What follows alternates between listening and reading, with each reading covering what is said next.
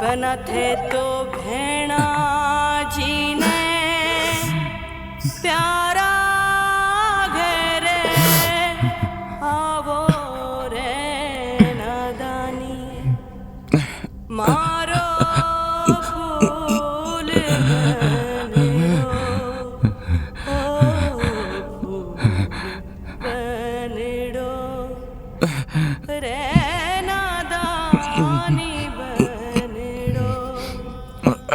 बना थे तो भेड़ा जी ने प्यारा घेरे आवो रे नादानी मारो फूल बनेड़ो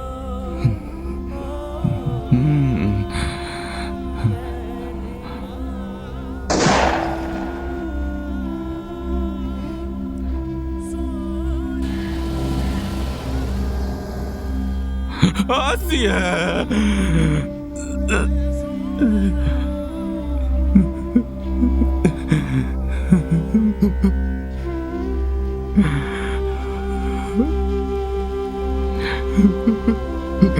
آسیه خواهش میکنم منو ببر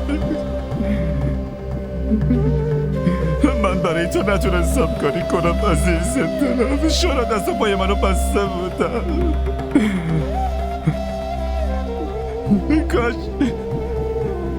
کاش من اون زمین لعنتی رو فروخته بودم و امروز میتونستم نجاتت بدم مامانو نجات بدم مانا رو نجات بدم فریده رو نجات بدم दारुड़ो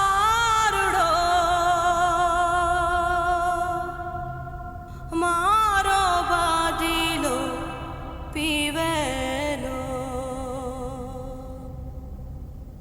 चंदा गाड़ी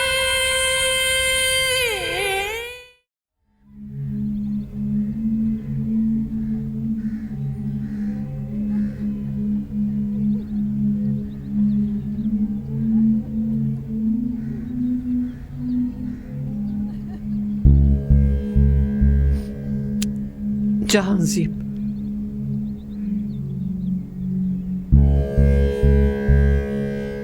جسد کی رو اینجا آوردی؟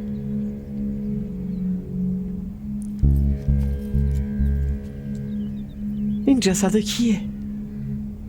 به خانواده‌اش بگو جسدشون رو ببرن. ما چرا باید برای بقیه این کارا رو بکنیم؟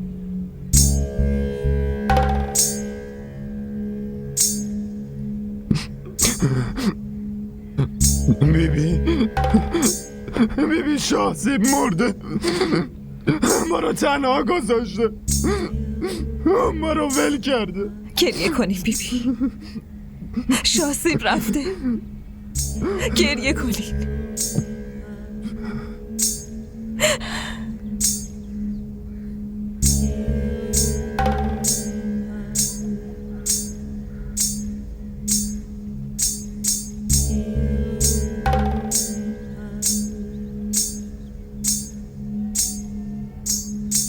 بلند بگو لا اله الا الله لا اله الا الله شاهزیب بلند بگو لا اله الا الله آقا شاهزیب آقا شاهزیب آقا شاهزیب آقا شاهزیب آقا شاهزیب آقا شاهزیب बनेड़ो रे नादानी बनेड़ो آقا شاهزیب बनेड़ो آقا شاهزیب रे नादानी बनेड़ो آقا شاهزیب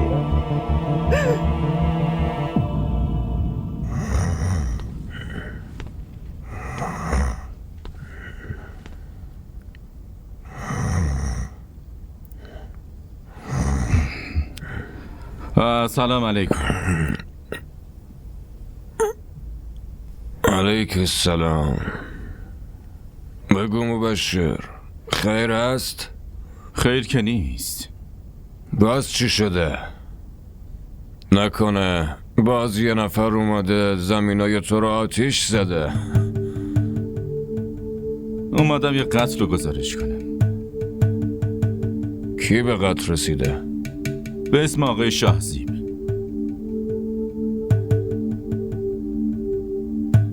عجب. پس میخوای بگی قاتلش هم دیدی ها؟ خب بگو کی اونو به قتل رسونده؟ کار آقای جهانزیب بوده. من برای شوخی اینجا نیومدم. که اینطور؟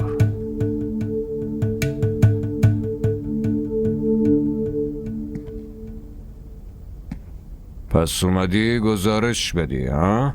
آره، اومدم همون کارو کنم.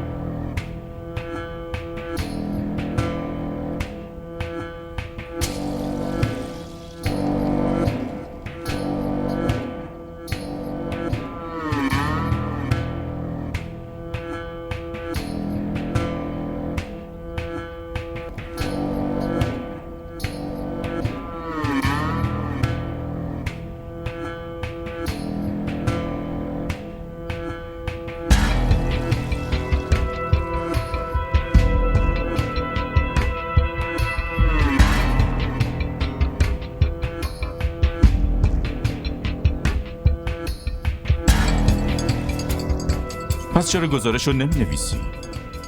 خیلی وقته که منو اینجا نشوندی. بهت که گفتم کاغذ و قلمون تموم شده. فرستادم برم بخرم. وقتی بیارن می نویسم. بر علیه کی میخواین گزارش بنویسین؟ بیا. مجرم با پای خودش به بازداشتگاه اومد. نمیفهمم، یعنی تو حالت خوبه؟ آقا حال من که خوبه، اما مبشر خان مثل این که نیست. اینجا اومده و بر علیه شما میخواد گزارش بده. حالا چی میگه؟ آقای جهانزیب داداش خودش آقای شاهزیب رو به قتل رسونده. که اینطور؟ بعدش چی؟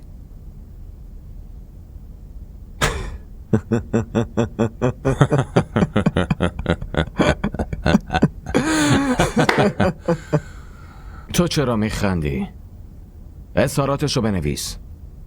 مبشر خان تا بازداشتگاهت اومده، اظهاراتشو بنویس. بنویس که جهانزیب خان مزاری داداش خودش و شاهزیب خان مزاری و آسیه رو به قتل رسونده. بنویس لطفاً. اون چیزی که اتفاق افتاده و اون چیزی که قرار اتفاق بیفته. بنویس. من هر دوتا رو به قتل رسوندم. آقا کاغذ و قلم تموم شده. فرستادم که بخرم بیاره. وقتی آوردن می نویسم. ای بابا، این که خیلی کار بدی شد مبشر خان. بدون کاغذ و قلمم که نمیشه گزارش نوشت. پس منتظر باش تا 1-2 سال دیگه کاغذ و قلم میارن. اون وقت میتونی بر علیه جهانزیب خان گزارش بنویسی. کجا؟ بشین. جناب سروان شاهنواز، بله. من سرگرد رضا حسن هستم. آقا واسه یه بررسی قتل شهسیب مزاری جناب سرهنگ منو اینجا فرستادن.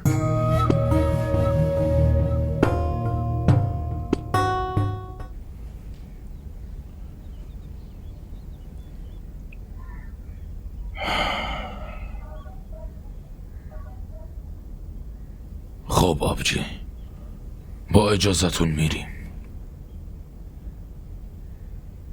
بمون اشرف.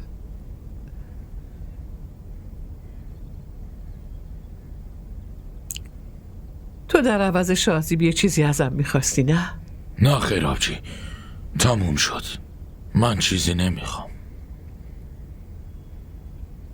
شورا برگزار میشه. تصمیمو بشنو بعد برو. خدای من، داداشم منو ول کرد. خدای من چیکار کنم بدون اون؟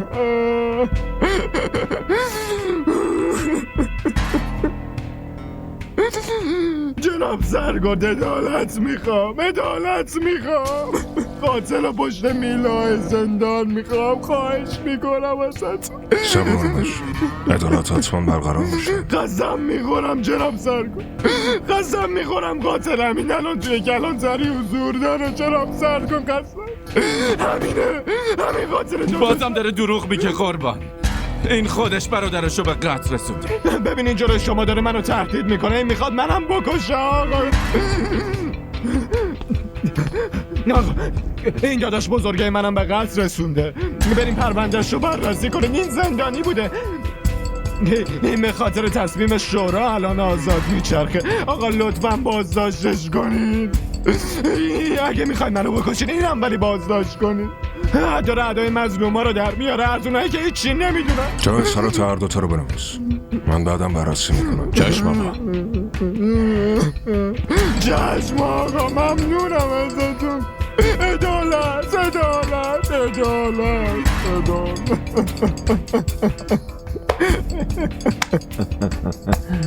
به دلیل مرگ شاهزیب من نتونستم سر قولی که به داداش اشرفم به خاطر عروسی شاهزیب داده بودم باشم.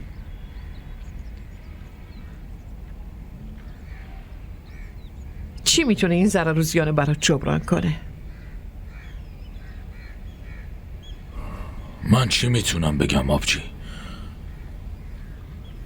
هر تصمیمی بگیری قبول دارم.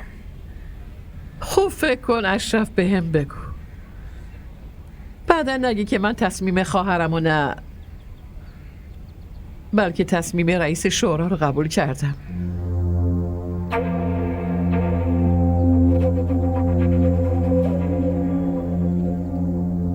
ببین الان جلوی تو یه زن معمولی نشسته. بگو این ضرر رو چطور جبران کنم؟ اما آبجی واضح بگو.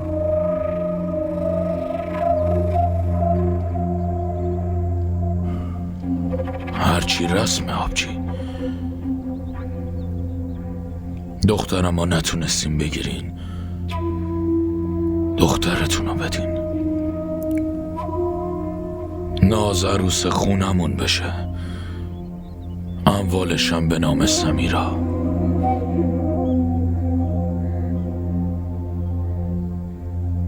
بگو قبول میکنی؟ نه خیر، نه، من این کار رو نمی کنم.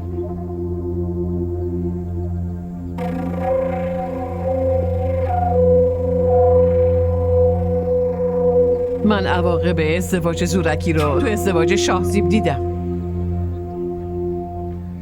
دیگه نمیخوام کسی رو مجبور به ازدواج کنم. تو این منطقه رو میخوای؟ پس شورا رو برگزار میکنیم. هر تصمیمی گرفته بشه من قبول میکنم، ولی در حق ناز نمیذارم این ظلم بزرگ بشه. شما لازم نیست چیزی رو رها کنین بیبی.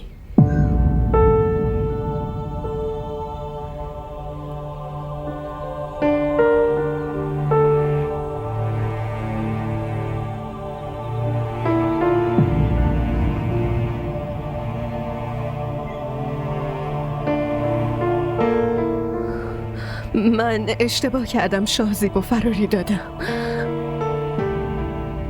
پس خودم باید مجازات بشم.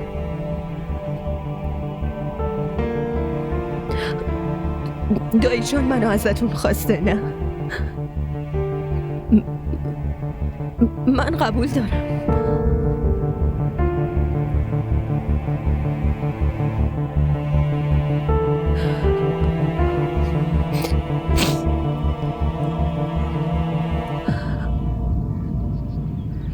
این حرفی که شما الان به من زدین بیبی برای من خیلی با ارزشه.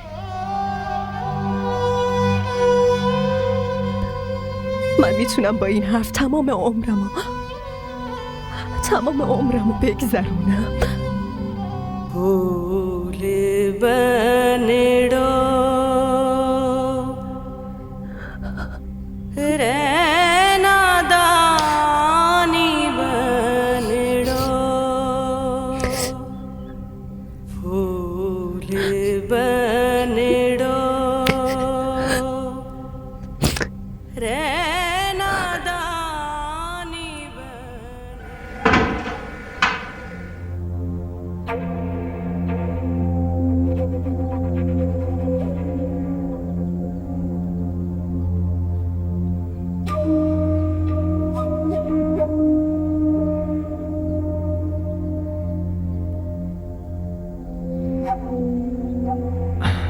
من اول فکر کردم که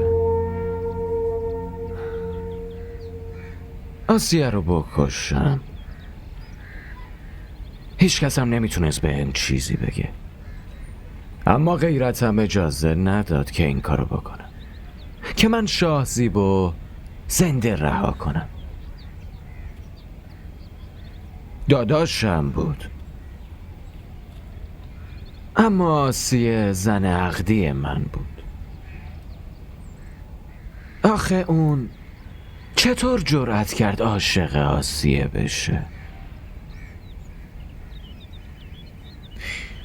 یکم فکر کن مبشر خان، که اون مردی که برای غیرتش داداش واقعی خودش رو بکشه، پس اون برای آبروش کیار رو که نمیتونه بکشه. از خانواده تو هیچی نمونده، فقط یه آسیه مونده و یکی هم خودت. فکر کن اگه من آسیه رم بکشم،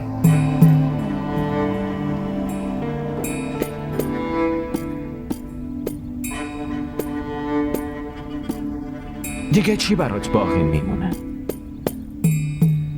تو میشی یه مرده متحرک و زندگیت میشه پر از عذاب. اینو خوب میدونم.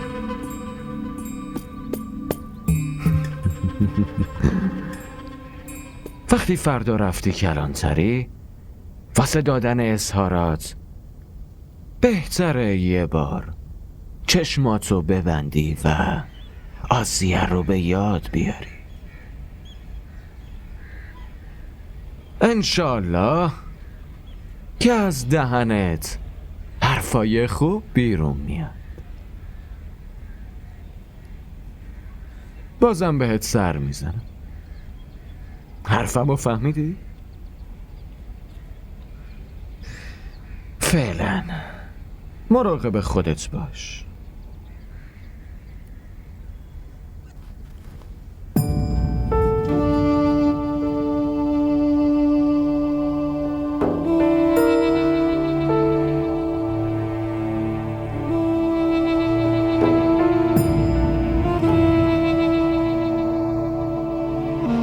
من که با محبت شما خیلی زود خوب میشم.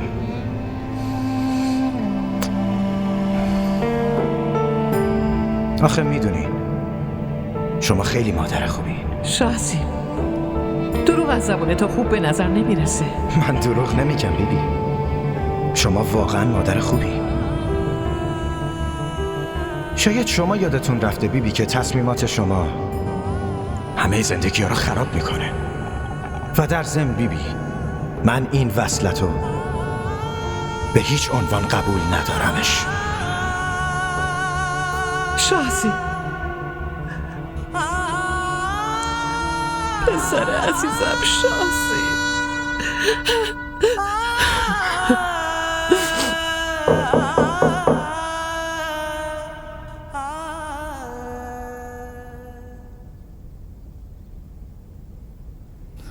بیبی، پلیس اومدن دم در.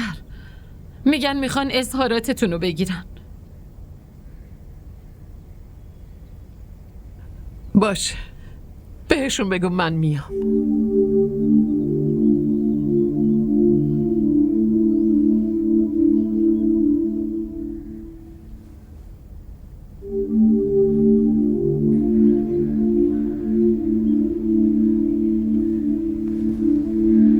سلام علیکم بیبی. علیک السلام. بشین.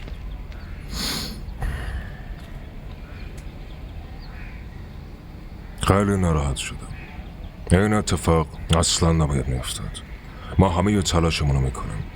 تلاش میکنیم که قاتل آقا شاهزیب رو هرچه زودتر پیدا کنیم و به قانون تحویلش بدیم. برای اون قضیه خودم تصمیم میگیرم. اینکه کی تصمیم بگیره بعداً میفهمیم. فعلا برای تحقیق به کمک شما نیاز دارم. اظهارات شما رو میخوام. واسه رسیدن به قاتل آقا شاهزیب من ازتون چند تا سوال میپرسم. باشه، بپرس.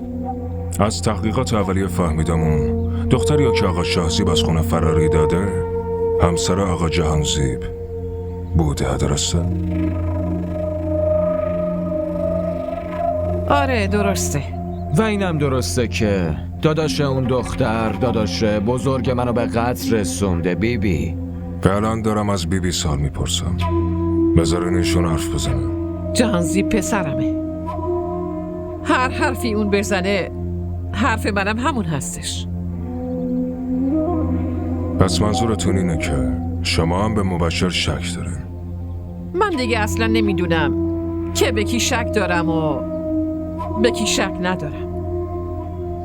من الان دیگه فقط قاتل پسرمو میخوام.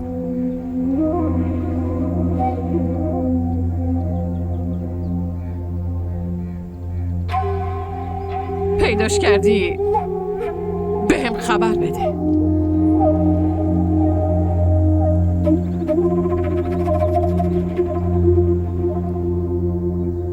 خدا نگهدارتون. خدا نگهدار.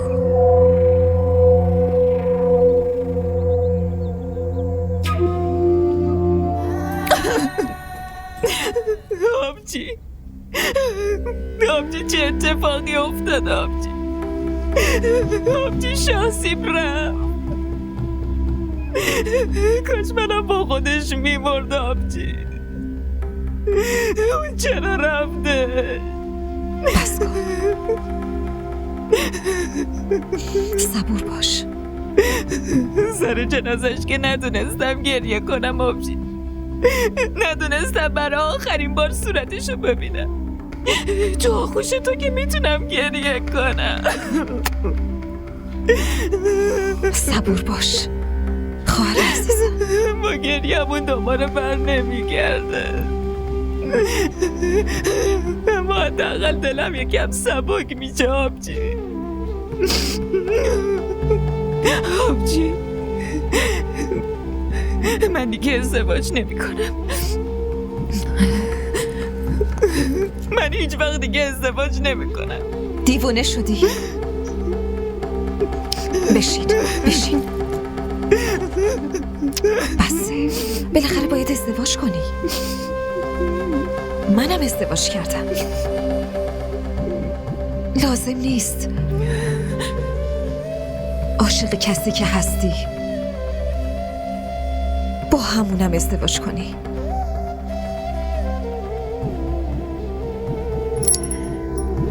زن مجبوره، چه به انتخابه خودش باشه چه بقیه باید ازدواج کنه، مگه نه؟ تو که میتونی اونو یواشکی ببینی، اما من دیگه چطور ببینمش؟ برای من که فقط خاطره هاش مونده آبجی. حداقل راحت میتونی براش گریه کنی، اسمشو میتونی به زبون بیاری، جلوی همه میتونی به یاد بیاریش. ولی من هیچ وقت نمیتونم همچین کاری بکنم.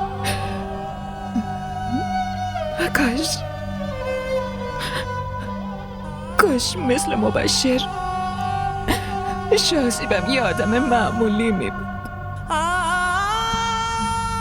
باشه من ازدواج نمی کردم، اما حداقل زنده بود. میتونستم یواشکی برم ببینمش، یواشکی خاطراتشو به یاد بیارم، ولی حداقل زنده میمون.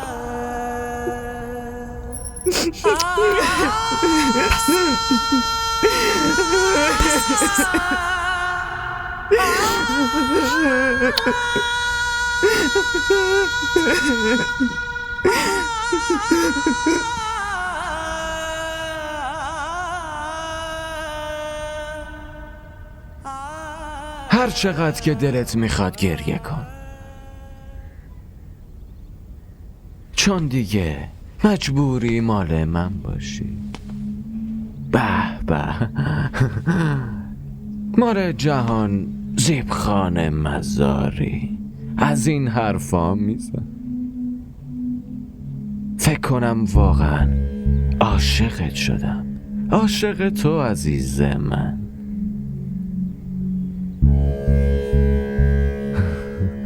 چرا؟ تو فکر نمی کنی؟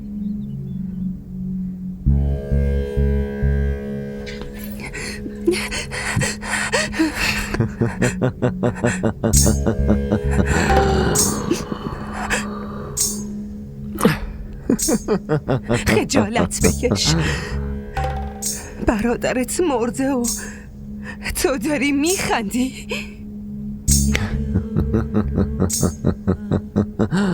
به تقدیرت میخندم، دارم به این میخندم که میبینم یک بار دیگه جلوی من بی پناه و بی کس شدی عزیز. ها؟ بی پناهی من با آقا شاهزیب یک جا تموم شد، ترس درونم با اون یک جا دفن شد. فقط از این میترسیدم که اگه کسی از عشق من و اون با خبر بشه اون وقت چی میشه. به خاطر من آقا شاهزیب توی دردسر نیافته. الان دیگه اون نیست، پس ترسی هم وجود نداره. من دیگه از مرگم نمیترسم، اونی که از مرگ نمیترسه تا هر حدی میتونه پیش بره. اون هم میتونه جون بده و هم میتونه جونیو بگیره. باشه، نترس.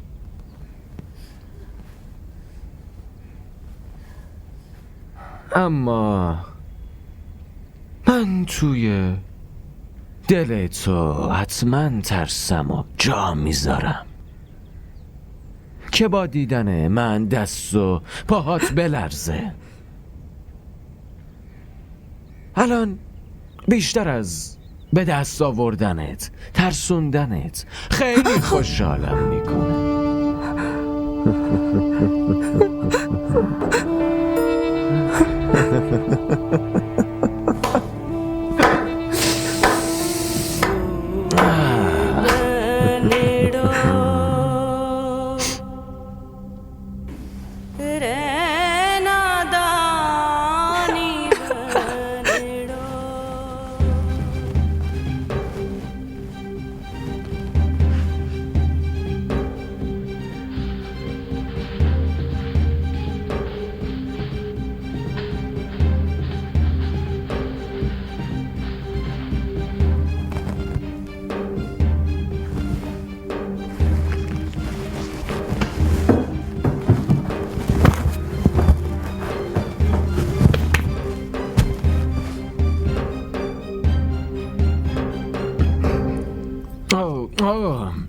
سندهای زمین رو اینجا گذاشته بودم.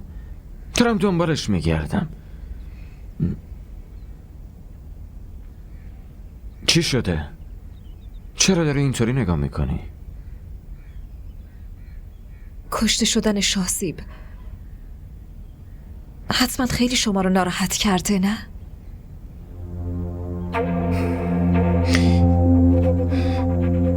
اون که منو خیلی اذیت کرد. زلیخا اون از این دنیا رفته، اما انگار روحش هنوز پیش. صبور باشین آقا، صبور. چطور صبور باشم؟ آخه داداش عزیزم منو تنها ول کرد و رفت. آقا توی اینم حتما حکمت خداوند بوده. آره درست میگی. حتما خداوند یه حکمتی داشت.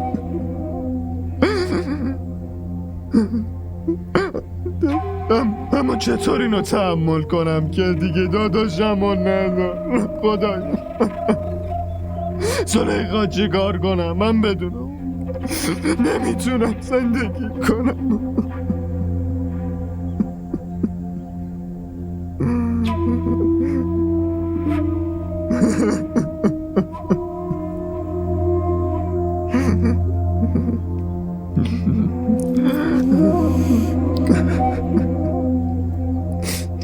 شما به مبشر شک دارین؟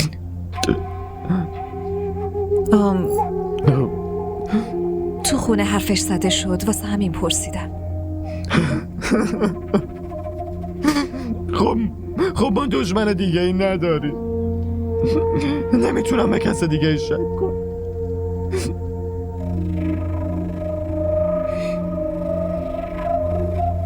من بر علیه کی میتونم مدرک پیدا کنم آخه زلیخا؟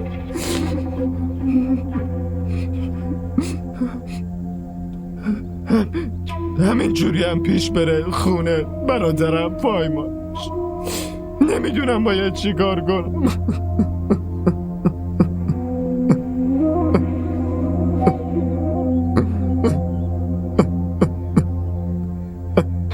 آروم باشین، گریه نکنین.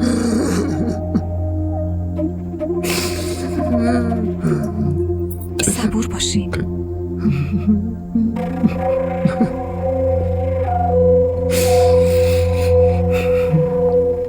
شما اونا رو توی کلانتری نگه دارین، من میام حرف میزنم.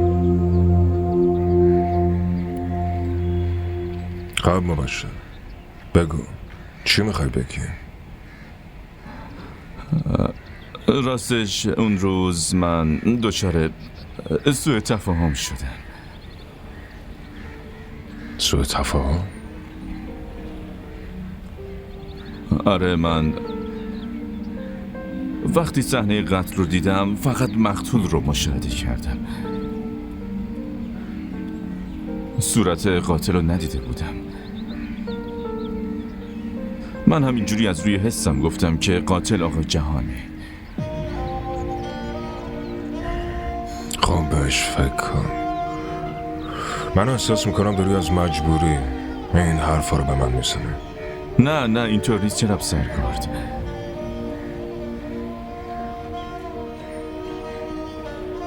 من واقعا احساس کردم که اون از توهم من بوده. چیزایی که گفتم واقعیت نداشت.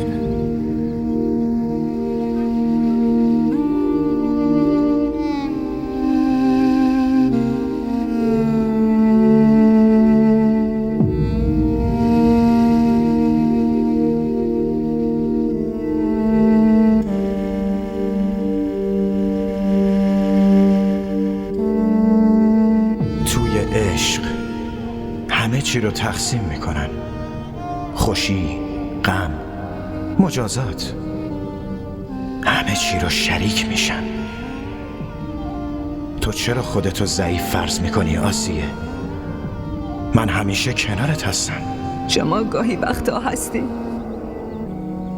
گاهی هم نیستی. ببین روزی که من پیشت نباشم آسیه، عشق من همیشه همراهت خواهد بود.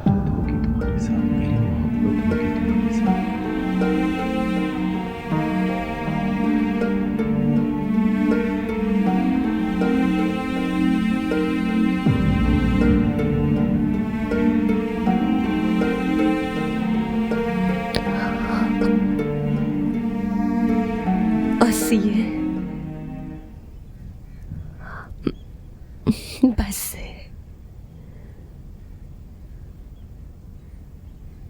دیگه نباید گریه کنی.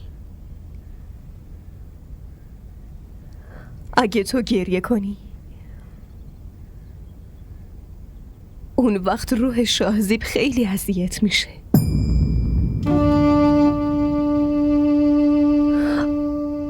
اون واسه خوشحال شدنت میخواست تو رو از اینجا ببره،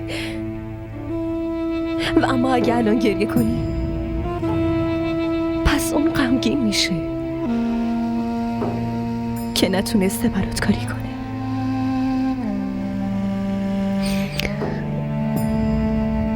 فردا عقد من آسیه. بعد رفتن من باید تو از اینجا مراقبت کنی.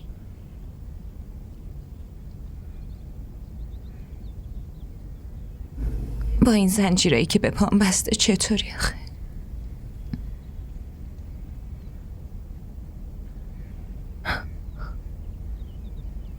این زنجیرها هم یه روزی باز میشن. اسمت آسیه است. آسیه. امید تو از دست نده. امید تو از دست نده. اینو ببین. اینو ببین. من برای تو کتاب آوردم و این زنجیرها تو رو از کتاب خوندن نمیتونن منع کنن. بگیر.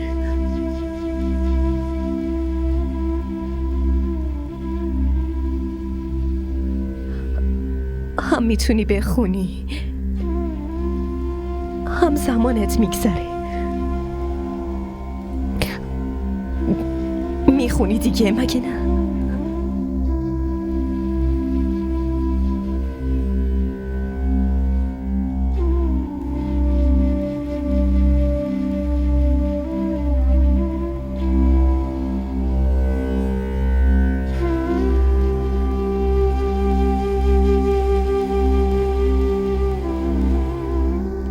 آره میخونم آبجی،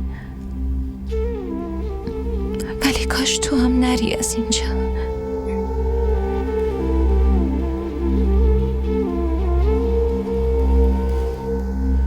باید برم. بدون تو تحمل اینجا سخته.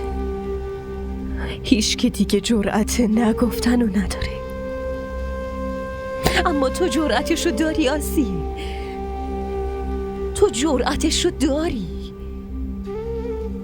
فقط همینطور نبگو.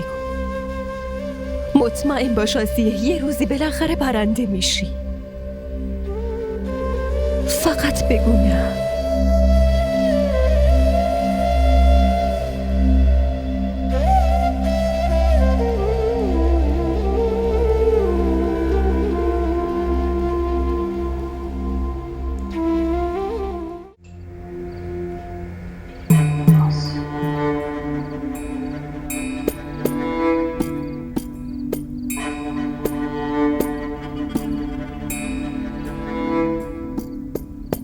به چی نگاه میکنی؟ چیزی نیست خانم. باورتون نمیشه نه؟ که من اون آقا جهانتون رو چند لحظه پیش کتک زدم. نره، من زدمش. هر کی به سمت من بد نگاه کنه همین کارا باش میکنم. هر کی به من نگاه بد داشته باشه من حتما از این بدتر میکنم. پس حواستون رو جمع کنید.